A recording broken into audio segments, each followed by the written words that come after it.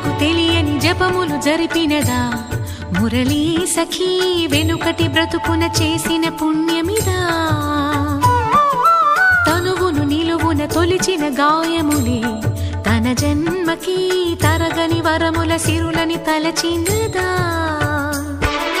కృష్ణాని